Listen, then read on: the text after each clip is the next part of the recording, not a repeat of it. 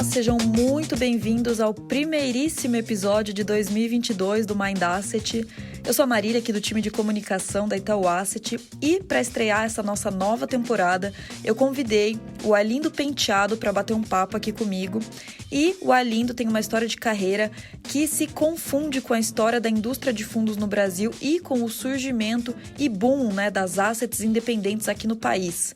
E essa é uma história que eu tenho certeza que merece ser compartilhada. Além disso, o Arlindo é uma pessoa que sempre surpreende a gente por aqui.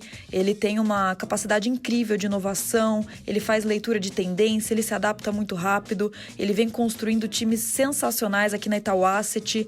Enfim, então a ideia aqui hoje é que eu quero descobrir e compartilhar com vocês um pouco qual é essa mágica do Arlindo. Então, vamos falar com o nosso convidado. E aí, Arlindo, tudo bem? Como é que estão as coisas aí pelo Rio? Oi, Marília, tudo bem? Tudo ótimo. Caminhando aqui. Quando a gente pensa que vai se livrar da pandemia, ela volta com tudo, para cima. Mas estamos aqui quietinho, procurando esperar o tempo passar para passar essa nova onda aí da pandemia do coronavírus. Mas está tudo ótimo, caminhando aqui, várias coisas novas aqui legal para compartilhar da Asset. Pois isso é uma loucura mesmo. Agora eu tô vendo que a gente vai ter que conviver com isso por bastante tempo ainda. Vai ser um vai e volta eterno. Mas é isso, Bom, Arlindo, então, para a gente começar o nosso papo, eu queria que você contasse para a gente um pouco da sua história. O que você estudou, como é que você foi parar no mercado de gestão de recursos, qual que foi o seu aprendizado, de ter visto o surgimento da indústria de assets independentes lá na década de 90 e até hoje. Me conta um pouco dessa história. Legal, Marília. Bom, eu comecei estudando engenharia, na FRJ, aqui no Rio de Janeiro. Meu primeiro estágio nem foi em asset, foi em banco mesmo. Eu estagiei no Banco Nacional. Depois de algum tempo, eu já nos últimos períodos da faculdade, eu entrei no antigo Banco da Bahia, Banco BBM, E de lá eu comecei minha vida de aprendizado no mercado financeiro. E comecei apurando resultados dos gestores, que na época não eram nem gestores de fundos, eram tesoureiros, operavam para a tesouraria do banco, apurando resultados, conciliando esses resultados com contabilidade. Enfim, foi quando eu me familiarizei com os instrumentos de do mercado financeiro. E desde esse primeiro passo, eu já via a formação dos primeiros fundos de investimento do Brasil. Ainda não era nenhuma tendência, O mercado financeiro brasileiro ainda era muito... com poucos agentes, poucos instrumentos. Com o tempo passando, eu fui passando pelas áreas de back-office, áreas de distribuição, área de produtos, fiz gestão também de recursos em outros momentos da minha carreira. Passei por 2 assets grandes no Rio de Janeiro. E aí foi 11 anos atrás eu entrei no Itaú, no asset do Itaú, e desde lá eu construí minha história aqui. Então eu posso falar que sim, eu via os primeiros fundos. No início, a taxa de juros muito alta no Brasil, coisa de 40% ao ano, nem justificava muito ter investimento de risco, porque a taxa livre de risco já era muito alta. O Brasil, todos os planos econômicos aqui que a gente passou, sobretudo o real, que foi marcante, onde a taxa de juro real era muito alta também. Os fundos de renda fixa, os investimentos de renda fixa faziam mais sentido. Mas conforme o Brasil foi entrando numa tendência de normalização de taxas de juros, aí sim você via já o surgimento das primeiras assets de renda variável, os multimercados e por aí vai. Então, eu tive a oportunidade de viver um pouco dessa história até os dias de hoje, com a internacionalização brutal dos investimentos, tanto dos multimercados quanto de renda fixa e mesmo renda variável. Então, sem dúvida, é muito prazeroso poder entender toda essa transformação que a gente passou e vem passando ainda, os processos de investimentos, aprimoramento dos processos de investimento. Me lembro que na década de 90 os spreads eram muito largos, então havia muitas oportunidades, porque o mercado não era eficiente, Então, quem sabia fazer conta rápido no início tinha vantagem. até o mercado vai evoluindo até os dias de hoje, onde a conta é super rápida, já está todo super dominado por todos, né?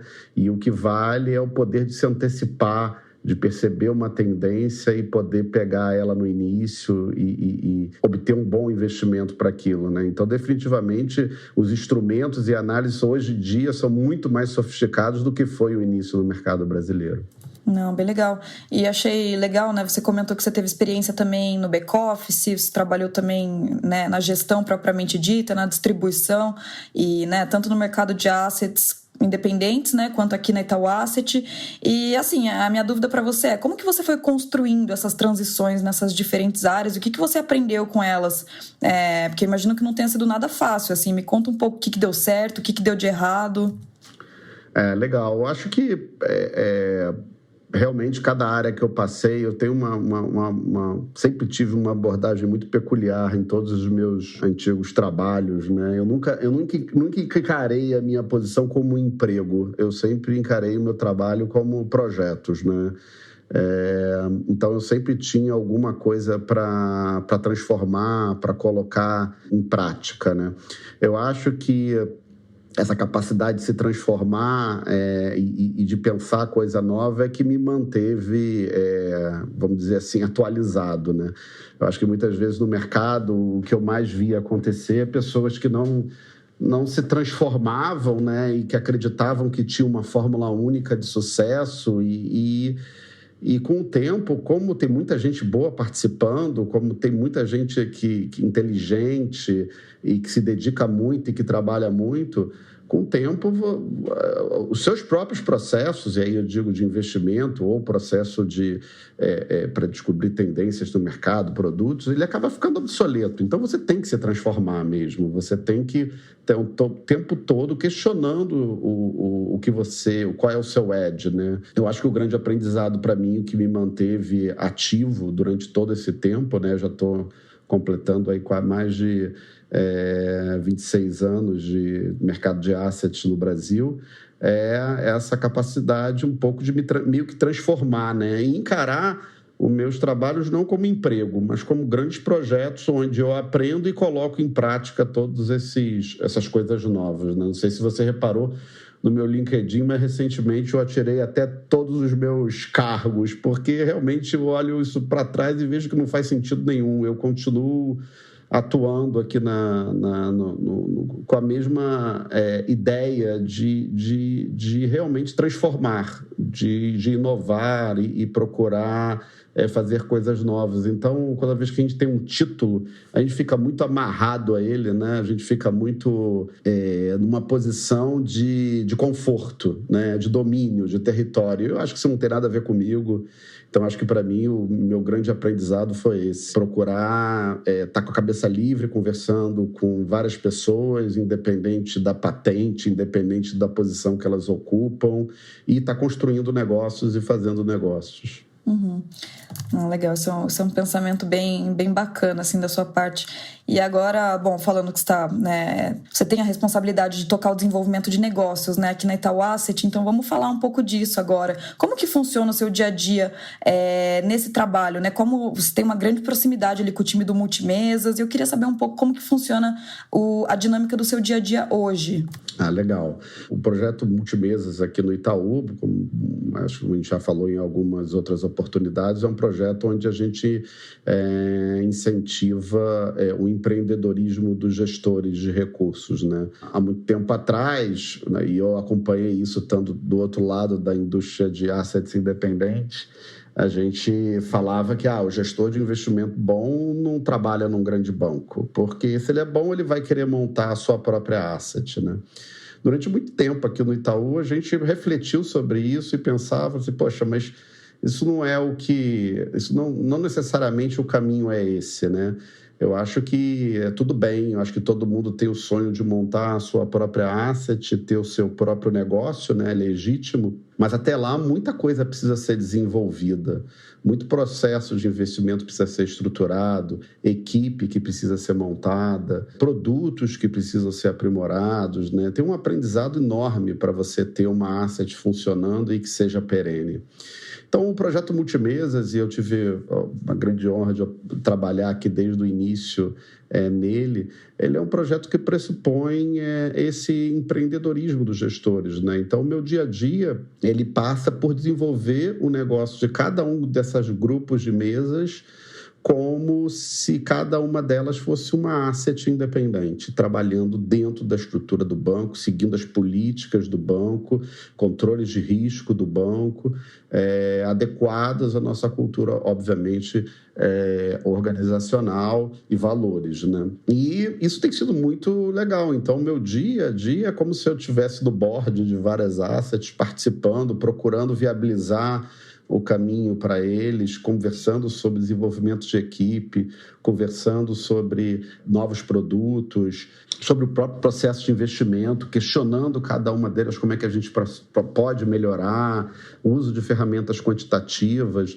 o uso melhor da economia, o que a gente está fazendo de diferente de outras casas para poder aprimorar, usando a estrutura do Itaú para aprimorar esses processos. Então, parte um pouco de viabilizador, mas parte também por um pouco de olhar, colocar, blindar essas estruturas das áreas do banco para que, no sentido que eles possam se concentrar 100% em gestão e a gente colocar todas as áreas do banco de risco, controle, compliance, trabalhando para a gente ter segurança desse processo também.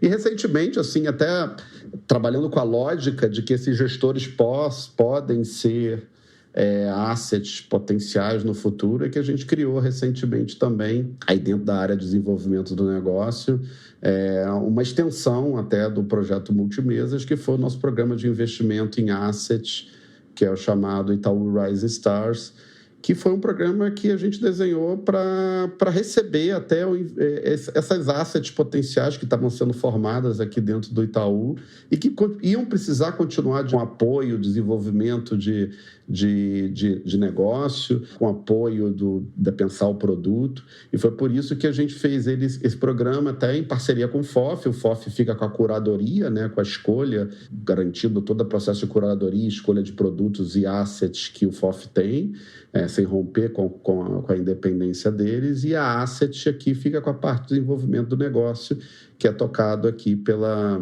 área, essa área de desenvolvimento do negócio que eu pertenço. Então, acho que meu dia a dia passa por isso, desde de um trader solo que entra sozinho, um gestor que entra sozinho, operando uma parcela de risco dentro de um fundo como o Global Dinâmico do Renda Fixa, até esse gestor ir ganhando corpo, tratando mais co-PMs dentro da estrutura dele, com mais estrutura, com mais pessoas trabalhando, formando novos fundos, fazendo grandes mesas de gestão, até o momento em que esse grupo de gestores queira sair e montar a sua própria asset, se eles realmente quiserem sair em algum momento, como foi o caso da Genoa alguns anos atrás, e que a gente não tinha o programa Rise Stars para poder estar suportando, né? Então agora a gente já tem, o dia a dia aqui da minha área passa um pouco por isso, assim, desenvolver cada um desses negócios dentro da estrutura do banco. Uhum. Legal, é um desafio bem grande, né? Até porque é uma área de pessoas, né? Então você tá próximo das pessoas e ir desenvolvendo as pessoas é um trabalho muito legal e deve ser um desafio gigante aí para você, né? Seu dia a dia também não é só trabalho, né? Eu queria que você me contasse o que mais que você faz no seu tempo livre, quais que são seus hábitos, você tem algum hobby, me conta. Bom, eu tenho minhas leituras, obviamente, né, aqui do mercado, que não são poucas, né, e a gente precisa estar sempre atualizado do que está acontecendo, de research, consultoria, embora eu não esteja trabalhando diretamente com a tomada de decisão de risco, mas eu até para poder fomentar as discussões e avaliar se as mesas estão no estado da arte, eu preciso estar bastante antenado no que está acontecendo. Então, acho que a literatura básica aqui dos relatórios, papers e que saem faz parte do dia a dia, Mas fora deles tem as leituras também que eu gosto bastante de estar lendo, né? Que são as coisas mais fora da caixa, né? Que me permitem desenvolver um pouco mais o meu pensamento crítico, né? Eu acho que é fundamental no dia de hoje. Eu acho que o diferencial passa um pouco de você pensar diferente, né? E aí, para pensar criticamente, eu adoro, sou um apaixonado por filosofia. Durante parte da minha carreira eu pedi demissão até e fui fazer um mestrado onde eu me concentrei nos estudos organizacionais mais ligados a essa parte crítica, né, de relações humanas, né? Então, eu gosto de ler bastante filosofia, gosto bastante dos clássicos. Eu acho que dentro da literatura para mercado, eu acho mandatório ler Nassim Taleb. Eu acho que de todos os livros dele, eu consigo ver, desde a década de 90, uma presença dele marcante em todos os grandes movimentos abruptos e que justificavam a boa parte das crises que a gente vivenciava. Então, eu acho que livros como O Cisne Negro, o Iludidos pelo Acaso, o Antifrágil em especial, para mim, uma filosofia de vida quase, é fantástico. Então, eu curto bastante estar discutindo e lendo essas coisas no free time, além de fazer esportes, essas coisas normais aí, quando há tempo. Não, bem legal. A gente vai até deixar aqui no descritivo do nosso episódio os livros aí que você recomendou, que eu acho que os nossos ouvintes vão se interessar bastante. Bem legal. E Arlindo, olhando para frente, né? A gente sabe que 2022 vai ser um ano bem desafiador. E eu queria saber o que você enxerga aí de desafio para a Itaú Asset, né? E como que você tem pensado no negócio para se preparar para um ano que vai ser bastante volátil, né? Uma excelente pergunta. Eu acho que aí você vê a importância da gente sempre estar pensando um pouco fora da caixa quando trabalha no mercado, né? Quem poderia imaginar que em 2021 a gente fosse se tornar especialista em epidemiologia, né? Definitivamente não era na literatura de finanças que a gente ia encontrar as respostas para a crise que a gente vivia. Todo mundo entendia um pouco de mutação de vírus, de vacina RNA, coeficiente de propagação dos vírus, taxas exponenciais, mapeamento satélite para ver fluxo de estradas e efeitos do lockdown em economia.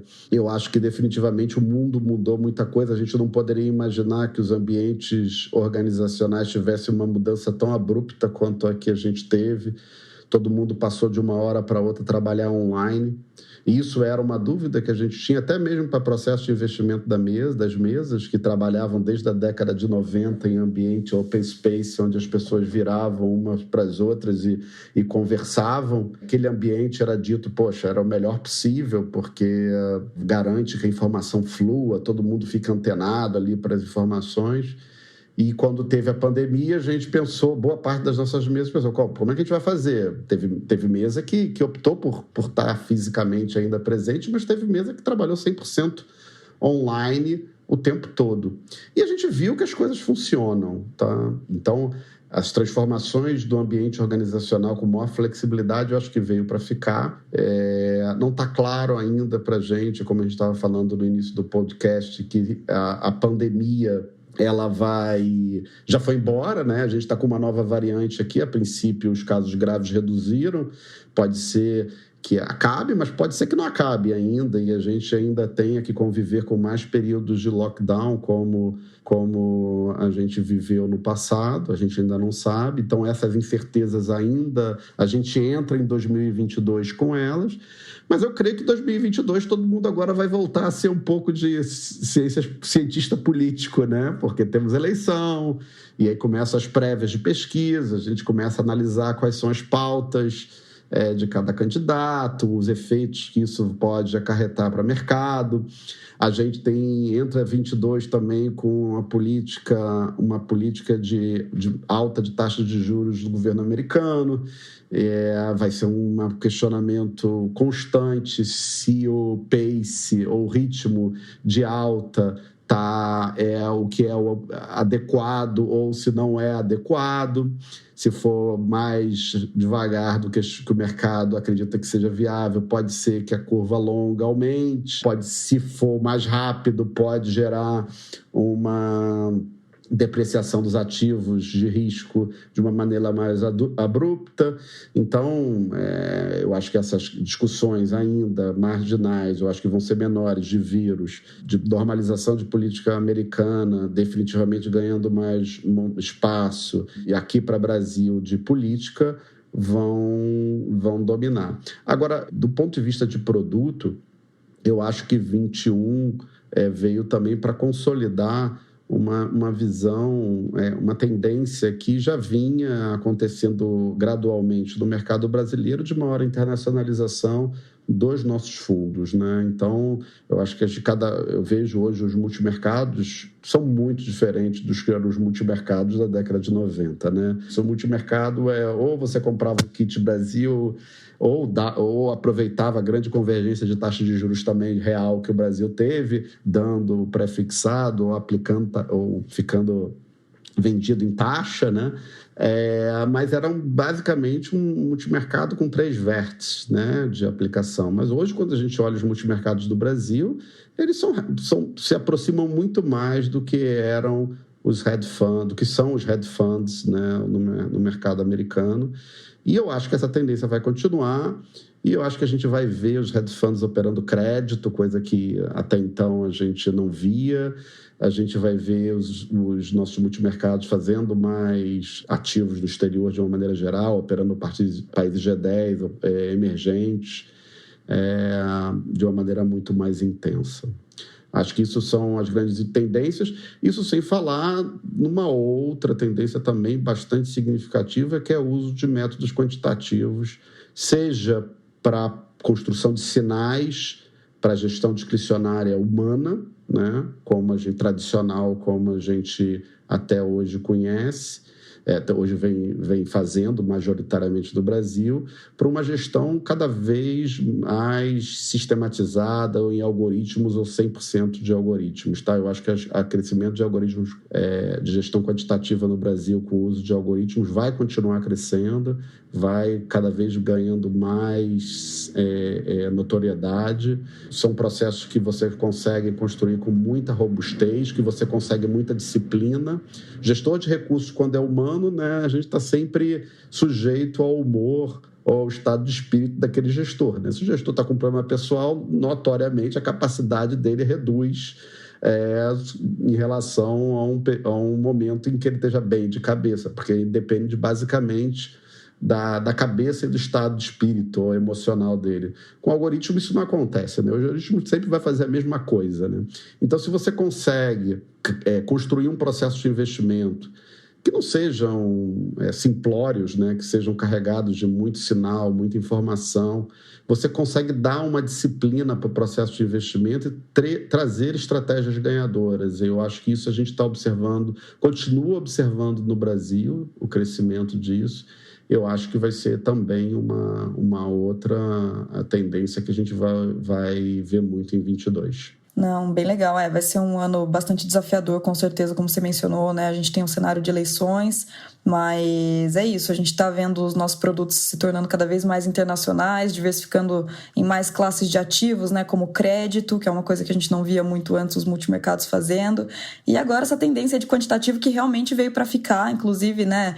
O nosso painel de quantitativo no nosso evento o Perspectivas 2022 foi um sucesso. Então, realmente essa é uma tendência que veio para ficar.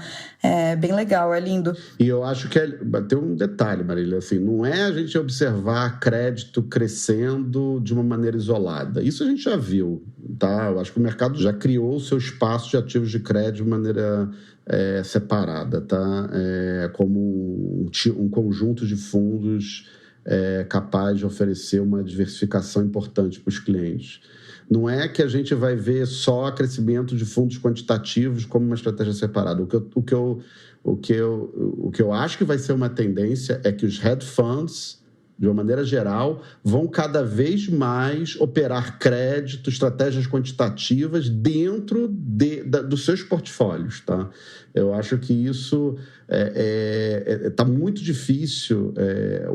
Como eu falei, o mercado, de uma maneira geral, vai se aperfeiçoando e para você garantir oportunidades de investimento cada vez maiores para os seus clientes, você tem que ter uma diversificação de mercado e estratégias, porque não é todo... Você depender de poucos mercados, pode ser que você vá viver um período muito pobre em termos de entrega. Então, eu acho que a gente vai cada vez observar mais os gestores de multimercados como sendo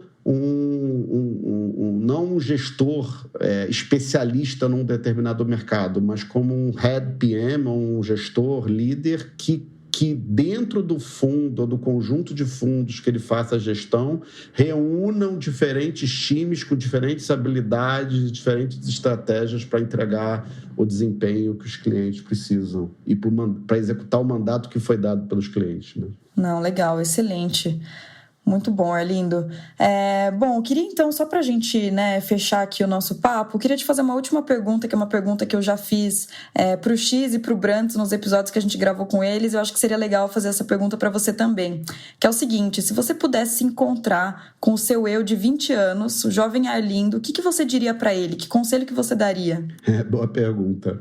É difícil isso, né? Mas, assim, eu acho que a principal mensagem é ter mais paciência, pelo menos no meu caso. Eu sempre, até um pouco pela abordagem, como eu falei, de sempre pensar em projetos, de coisa nova, eu sempre mudava de área ou pedia demissão dos meus empregos muito rápido. Porque talvez ali eu não conseguia ver naquele momento uma variabilidade de projetos ou coisas interessantes que iam me construir como profissional. Então, quando eu via que realmente o que eu projetava naquele ambiente para mim não era o que estava no meu objetivo, ou no meu sonho, vamos dizer assim, eu pedia demissão mesmo e ia fazer outra coisa, tá? E vou falar para você, eu gostava bastante das mudanças, tá? As mudanças são fantásticas, mudança de pessoas, mudança de desafio, essas coisas de pessoas com quem você trabalha. Isso para mim é quase que uma matéria-prima para o meu trabalho, tá? Eu adoro isso. Mas, ao mesmo tempo, eu acho que isso não pode ser uma coisa tão efêmera, tão rápida, né? Porque quando eu olho para trás, talvez eu tenha deixado muita coisa para trás, porque quando eu fazia meus projetos e que depois ficava pronto e mudava, eu nunca cheguei a ganhar muito com eles. Eu não surfava muito a onda, né, depois das coisas prontas, ou eu talvez não soubesse redefinir o projeto que eu ia executar dentro daquela própria organizacional. Eu não sabia me reinventar dentro da organização que eu pertencia. Coisa que talvez aqui no Itaú seja o meu recorde, porque eu já tenho conseguido fazer com mais... Não sei se é porque eu estou mais calmo, estou mais paciente, ou porque o Itaú é maior, né? Eu acho que a gente nunca dá para saber.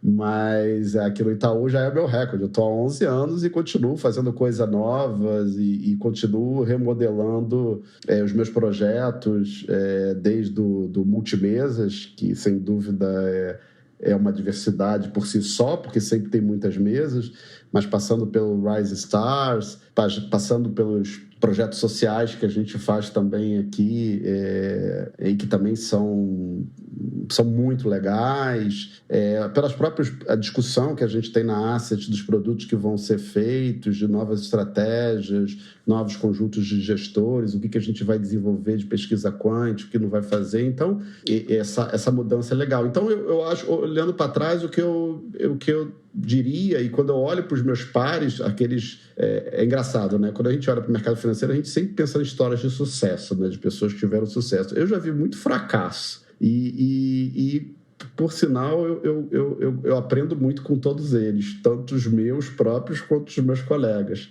Mas eu percebo, sobretudo, que os vencedores foram aqueles que, sabe, continuaram lá tocando e aguentando momentos ruins por muito tempo, para depois saber desfrutar dos momentos mais tranquilos, tá? Então, porque se a gente fica trocando de lugar toda hora, né, a gente nunca dá chance pro sucesso acontecer. Estava lendo agora recentemente esse novo livro aí uma espécie de biografia do Elon Musk. Pô, o cara ficou 4 anos para poder lançar o primeiro foguete da SpaceX queimando capital próprio. É muita resiliência, né? E não foram momentos nada fáceis de aguentar. Muitas dificuldades surgiam, as coisas não aconteciam, você é questionado. Então, e é um pouco do que o Taleb também fala, né? De resiliência, de você aprender a ser resiliente. Não é você ser firme e não mudar. Muito pelo contrário, é você aguentar os momentos ruins e saber se transformar, e saber mudar e se adaptar. Eu acho que eu acho que talvez aí por essas sugestões suas da bibliografia são as melhores mensagens que eu posso deixar, que é a literatura, né? O do Antifrágil, do Taleb. Para mim, se eu tivesse lido aos 20 anos, sem dúvida, talvez eu tivesse tido um pouco mais de paciência. Legal. Não, excelente, muito bom, Arlindo. Acho que com isso a gente consegue encerrar, então, o nosso papo. Adorei conhecer um pouco mais da sua trajetória, entender um pouco mais do seu dia a dia, que envolve estar super antenado nas transformações e estar pensando um pouco fora da caixa aqui no nosso negócio, aqui na Itaú Asset, que não é um desafio, né, não é nada trivial. Então, adorei, super legal, e espero te ver aqui numa próxima, hein? Com certeza. Vamos bater mais papo aí sobre coisas novas, né, que acontecem, e vamos trocar ideia. Obrigado aí, Marília, pela oportunidade. E espero ter ajudado aí com mais uma história aí pro podcast de vocês. Com certeza. Boa. Bom, e para os nossos ouvintes, sempre bom lembrar, não deixem de seguir a Itaú Asset nas nossas redes sociais. A gente está sempre produzindo muito conteúdo legal. E é claro, se você gosta aqui do nosso podcast e ainda não se inscreveu no nosso canal, corre se inscrever para ficar sempre por dentro dos nossos próximos episódios. Muito obrigada e até a próxima. Até a próxima, pessoal. Tchau.